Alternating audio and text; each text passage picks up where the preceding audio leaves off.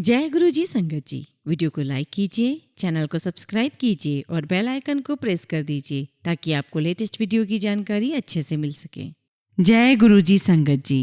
संगत जी, आज के सत्संग से आपको आंतरिक शांति व शक्ति का अनुभव होगा, जिससे आपको समस्या से मुक्ति पाने में मदद मिलेगी। बशर्ते परमपिता गुरु जी के सत्संग अंत तक सुनिए और औरों को भी सुनाएं। तो संगत जी, आज का सत्संग हम शुरू करते हैं। आज का पहला सत्संग हम परमिंदर आंटी का लेंगे। 1999 में मेरे पति कर्नल देवेंद्र सिंह, जो दिल्ली में कार्यरत थे, पंचकुला निवासी एक मित्र ने गुरुजी के बारे में बताया। हम गुरुजी से आशीर्वाद प्राप्त करने से अपने आप को रोक नहीं पाए और शीघ्र ही एम्पायर स्टेट पहुंच गए। उस समय हमें अनेक समस्याएं थी। मेरे पति के दोनों गुर्दे ट्रांसप्लांट हो चुके थे और वो बहुत बीमार चल रहे थे। उनके लिए सेना में कार्य करते रहना भी बहुत कठिन हो गया था। हमारी सारी जमा पूंजी दूसरे गुर्दे के ट्रांसप्लांट में खर्च हो गई थी, जो एक सामान्य नॉन मिलिट्री हॉस्पिटल में हुआ था। उसके बाद मेरे पति के 2.5 लाख रुपए रक्षा लेखा विभाग के द्वारा लौटा दिए गए। पहले ही दर्शन पर गुरुजी ने हमें सहर्ष प्रेम पूर्वक स्वीकार किया। हमें एहसास हुआ कि हमारी समस्त समस्याएं समाप्त हो गई हैं, क्योंकि गुरुजी के रूप में हमें स्वयं प्रभु मिल गए थे। गुरुजी ने अगली बार आते हुए एक तांबे का लोटा लाने के लिए कहा और एक चांदी का कड़ा।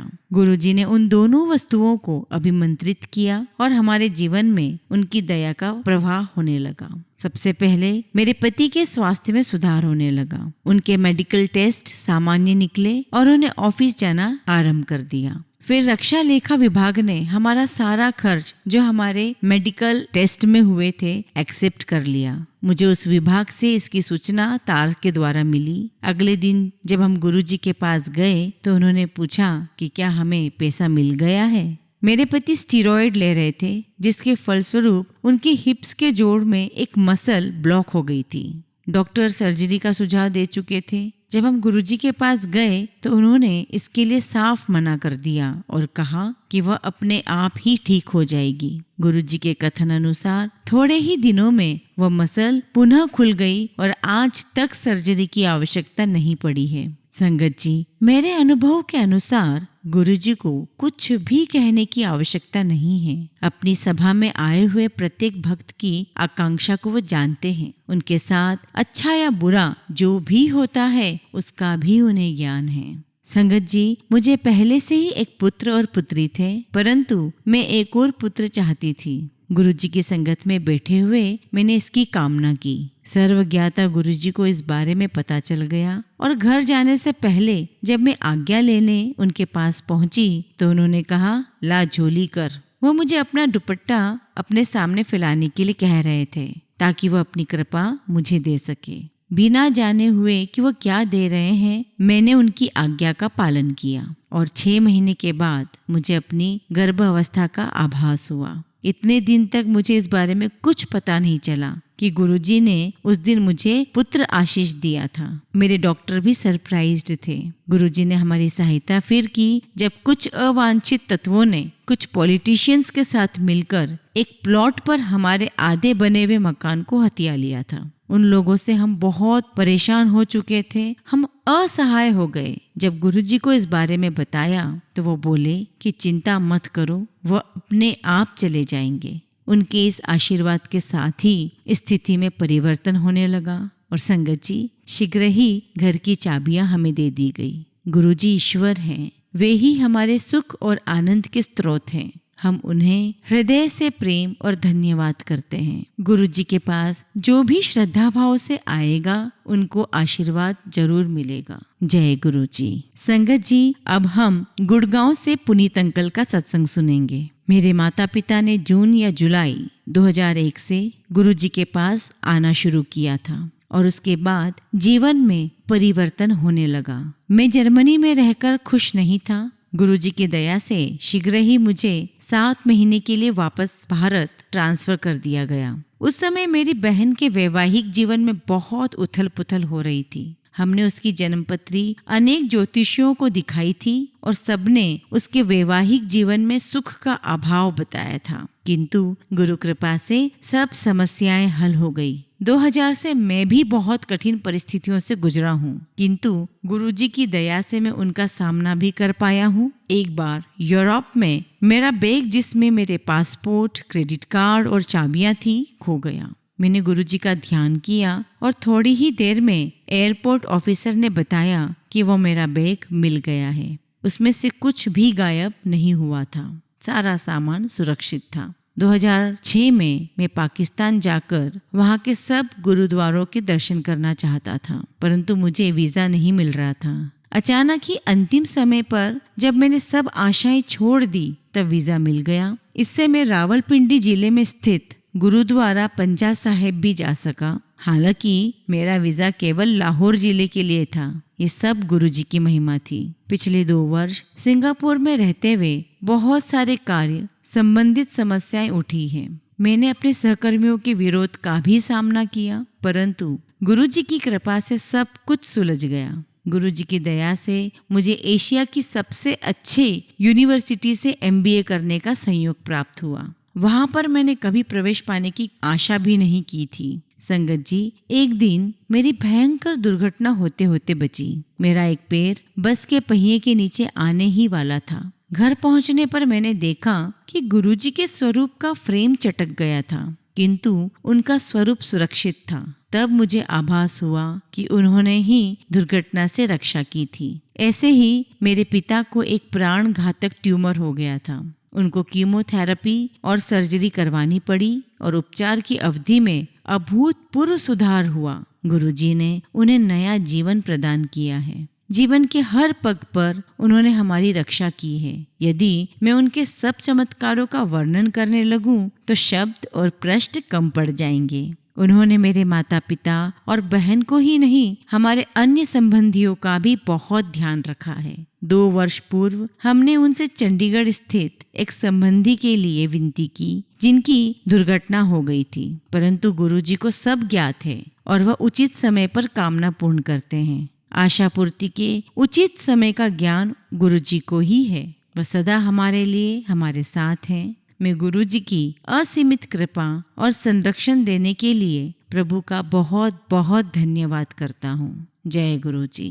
संगत जी, अब हम लंदन से पुष्पल दास अंकल का सत्संग सुनेंगे। वर्ष 2001 में मैंने पहली बार कर्नल चटर्जी से गुरुजी के बारे में सुना था। उन्होंने मुझे गुरुजी का स्वरूप दिखाया और उनके कुछ चमत्कारों का वर्णन किया था। उस समय एक नए शहर में एक नई नौकरी के साथ मेरे जीवन में बहुत उथल पुथल हो रही थी। इस नई पोस्टिंग के 1 महीने के बाद मुझे इंग्लैंड जाना था, किंतु 9 महीने बीत जाने के बाद भी इस योजना का कुछ अता पता नहीं था और दिल्ली जैसे महंगे शहर में मुझे घर आदि ढूंढकर लाइफ सेटल करने में बहुत खर्च करना पड़ रहा था। इन्हीं आर्थिक समस्याओं में फंसे होते हुए मेरी पत्नी का गर्भपात भी हो गया था। इसके कारण कुछ स्वास्थ्य संबंधी समस्याएं आ गई थी और लेडी डॉक्टर ने मेरी पत्नी की सर्जरी करवाने का परामर्श दिया था। वहीं जुलाई 2001 में हम एम्पायर स्टेट में गुरुजी के पास पहुंचे, परंतु उनके जालंधर चले जाने का सुनकर बहुत निराश होकर हम घर लौट आए। बाद में उसी महीने में हमें गुरुजी के प्रथम दर्शन का सौभाग्य प्राप्त हुआ। गुरुजी ने हमसे थोड़ा सा वार्तालाप किया और लंगर ग्रहण करने को कहा। संगत जी, आपको मैं यहाँ बता दूं कि उन दिनों गुरुजी के कुछ चयन अनुसार ही कुछ भक्तों को ही लंगर दिया जाता था। घर लौटने पर हमें अभूतपूर्व कृपा का आभास हुआ और एक लंबे अंतराल के बाद हम शांति से सो पाए। उस दिन से हमारे जीवन में परिवर्तन आने लगा और कुछ महीने में ही मुझे पहली बार विदेश भेजा गया और अपने काम में बड़ी सफलता मिलने के थोड़े समय के बाद ही मुझे लंबी अवधि के लिए पुनः विदेश में पोस्टिंग मिली। कुछ वर्षों में हमें पुत्र रत्न की भी प्राप्ति हुई। संगत जी, मेरी पत्नी लंबे समय से हाई ब्लड प्रेशर की रोगी रही थी। प्रेगनेंसी में साइड इफेक्ट से बचने के लिए उसे दवाइयाँ लेना आवश्यक थी, क्योंकि जीवन भर ऐसी दवाइयों का सेवन ठीक नहीं था, इसलिए बीच बीच में वो इनको रोक देती थी। किंतु ब्लड प्रेशर के बढ़ने के कारण उसे दवाइयाँ फिर से शुरू करनी पड़ती थी।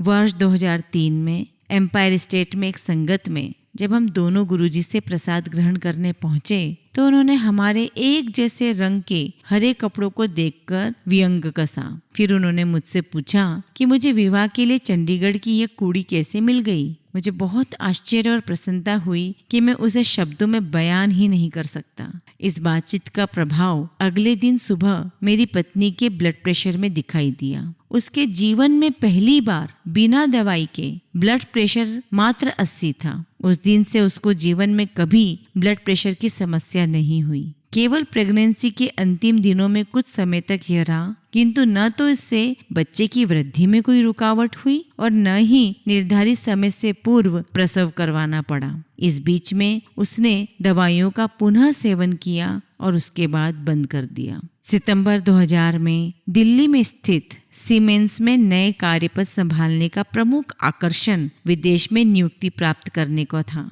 किंतु मेरे लिए ऐसा नहीं हो पाया। फिर भी गुरुजी की दया से मुझे बीच बीच में शॉर्ट पीरियड के लिए इंग्लैंड जाने के कुछ अवसर प्राप्त हुए। वर्ष 2002 में 9 सितंबर 2001 को अमेरिका में न्यूयॉर्क पर हुए हमलों के कारण विश्व भर में इंफॉर्मेशन टेक्नोलॉजी के क्षेत्र में ब्रॉडकास्टिंग के कार्यक्रम रुक गए थे। इससे लंबी अवधि के लिए विदेश जाने की आशाएं भी चूर चूर हो गई। फिर भी मैं संगत में और घर पर गुरुजी से प्रार्थना करते रहता था और आखिरकार अप्रैल 2003 में इंग्लैंड जाने का अवसर प्राप्त हुआ।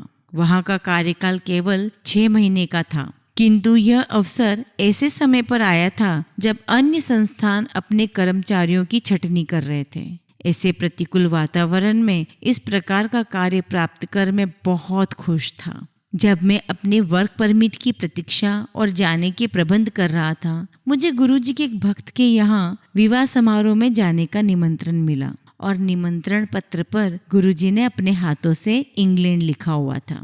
जब हम जाने से पूर्व गुरुजी की आज्ञा लेने पहुंचे, मेरी पत्नी ने उनसे अपने पिता और बहन जो डाउन सिंड्रोम की रोगी हैं के लिए आशीर्वाद मांगने का विचार बनाया था। उसके कुछ बोलने से पूर्व ही गुरुजी बोल पड़े, साढ़े तो बड़ा पेरेंट कौन है। हमें तुरंत आभास हो गया कि उनको आशीर्वाद हमेशा के लिए गुरुजी का मिल गया है। जब मैं अपने कार्यस्थल मैनचेस्टर से निकट ब्लैकपूल पहुंचा तो मुझे बताया गया कि जो मेरा टाइम पीरियड 6 महीने का है वो घटकर 4 महीने भी हो सकता है। लेकिन गुरुजी की दया से मेरा कार्यकाल नहीं घटा और उसकी समाप्ति पर मुझे वहीं पर एक अन्य परियोजना का कार्य सौंपा गया और ये कार्य 10 महीने से अधिक चला और उसकी समाप्ति पर अगस्त 2004 में जब मैं स्वदेश लौटने को तत्पर था, मुझे बर्मिंघम के निकट टेलफोर्ड एक नवीन परियोजना पर भेज दिया गया, जहां मैं 1 वर्ष से अधिक रहा। कार्य की मध्य अवधि में मुझे नॉटिंघम ट्रांसफर कर दिया गया, जहां कार्यकाल समाप्त होने के साथ ही हमारे घर पुत्र का जन्म हुआ। सितंबर 2005 में जब हम वापस भारत आने की तैयारी कर रहे थे, मुझे लंदन स्थित प्रसिद्ध BBC कंपनी में कार्य करने के लिए ट्रांसफर कर दिया गया। इंग्लैंड में प्रारंभिक अवधि कुछ महीने की होते हुए भी यहाँ पर मैं 2 वर्ष से अधिक समय व्यतीत किया। संगत जी, जब मेरी पत्नी ने गर्भधारण किया, मैं इंग्लैंड के टेलफोर्ड नामक एक छोटे से शहर में नियुक्त था। रहने के लिए अच्छा शांत स्थान तो था, पर यहाँ पर मेडिकल सेवाएं बहुत अच्छी नहीं थी। लोकल हॉस्पिटल में डिलीवरी के लिए कोई विशेष सेवाएं उपलब्ध नहीं थी। गंभीर रोगियों को 16 मील दूर बड़े हॉस्पिटल में भेजा जाता था, जहाँ पहुँचने में आधा घंटे का समय लगता था और टैक्सी का खर्च भी कोई कम नहीं था। मेरी पत्नी के हाई ब्लड प्रेशर के कारण यह बात तो निश्चित थी कि उसे 16 मील दूर उस बड़े हॉस्पिटल में भेजा जाएगा। हालांकि इंग्लैंड की नेशनल हेल्थ सर्विस की सेवाएं उच्च स्तर की है। किसी आकस्मिक परिस्थिति में या गर्भावस्था या फिर प्रसव काल की अवधि में इतनी यात्रा करने के विचार से ही हम चिंतित हो गए थे। हॉस्पिटल के नियमों के अनुसार पत्नी के प्रसव की अवधि में हस्बैंड को रात भर हॉस्पिटल में नहीं रहने दिया जा सकता था, लेकिन उस टाइम पीरियड में मेरी हॉस्पिटल में रहने की हार्दिक अभिलाषा थी, जो यहाँ रहते हुए तो संभव नहीं लग रहा था। हमेशा की भांति हमने इन प्रश्नों का समाधान गुरुजी पर छोड़ दिया। एक रात को मेरी पत्नी को गुरुजी ने स्वप्न में बताया कि वह सब कुछ ठीक कर देंगे। कुछ ही दिनों में सूचना आई कि टेलफोर्ड स्थित इकाई को बंद कर सारे ऑफिसेस को नॉटिंघम ट्रांसफर कर दिया जाएगा। कुछ ही दिनों में सूचना आई कि टेलफोर्ड स्थित इकाई को बंद कर सारे ऑफिसर्स को नॉटिंघम में ट्रांसफर कर दिया जा रहा है। नॉटिंघम एक बड़ा शहर है जहां उच्च स्तर की सभी सुविधाएं उपलब्ध है। आखिरकार हमारे पुत्र का जन्म इंग्लैंड के एक सर्वोत्तम संस्थान क्वीन मेडिकल हॉस्पिटल में हुआ। संगत जी, सुविधाओं की दृष्टि से नॉटिंघम आना शुभ समाचार होते हुए भी कार्य अधिक करना पड़ रहा था और हम नॉटिंघम रेल द्वारा 2 से 3 घंटे घर ढूंढने नहीं जा सकते थे। इसलिए जिस संस्थान के लिए हम कार्य कर रहे थे उसी को घर खोजने का कार्य सौंपा गया। मैंने अपने मैनेजर से अपनी पत्नी की स्वास्थ्य संबंधित समस्या और उसकी प्रेगनेंसी का उल्लेख किया था। अगले कुछ दिनों में कुछ घर देखे गए और मुझे उनसे संबंधित डिटेल्स ईमेल पर भेजे गए, किंतु वह सब जगह मुझे कुछ अच्छी नहीं लगी। मैंने उन सब को ठुकरा दिया। यह सब आरंभ होने से पहले मैंने इंटरनेट पर क्वीन मेडिकल हॉस्पिटल, जहां मेरी पत्नी को गर्भावस्था में भेजा गया था, उसी के पास में एक छोटा सा बहुत सुंदर सा मकान मैंने देखा था। मुझे उस क्षेत्र की थोड़ी सी भी जानकारी नहीं थी, फिर भी उसके पिक्चर और दूसरी इन्फॉर्मेशन मुझे अच्छी लग रही थी। कोई अन्य विकल्प न होते हुए एकमात्र यही अच्छा लग रहा था। इसलिए मैंने ऑफिस में बताए बिना और बिना किसी एनालिसिस के उस घर को लेने का निश्चय कर लिया। किंतु गुरुजी के आशीर्वाद से हमने इंग्लैंड में रहते हुए यह घर खरीदा, जो सबसे अच्छा रहा। उसमें सारी सुविधाएं बहुत अच्छी थी। क्वीन मेडिकल हॉस्पिटल से ये केवल 10 मिनट पैदल और कार से 3 मिनट की दूरी पर था। संगत जी, आपको यहाँ मैं बताना चाहूँगा कि हमारे 10 कर्मचारियों के ग्रुप में हमें छोड़कर बाकी सभी सदस्यों को, जिन्होंने जो भी घर खरीदे थे, बहुत परेशानियों का सामना करना पड़ा।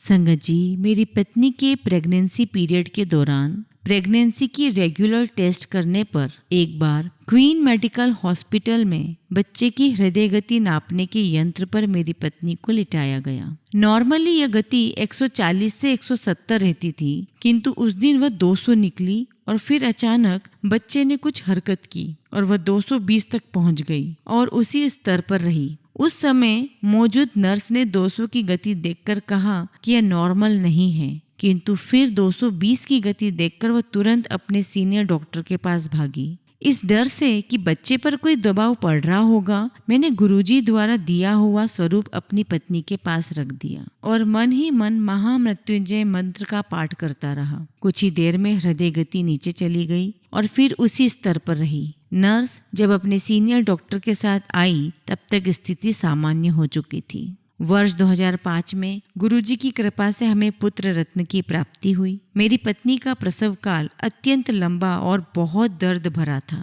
दवाइयां लेते हुए भी एक अवसर पर उसका ब्लड प्रेशर लेवल 132 चला गया था और वह सेमी कॉन्शियस स्टेट में चली गई थी। डॉक्टर उस पर इमरजेंसी सर्जरी करने का विचार बना रहे थे।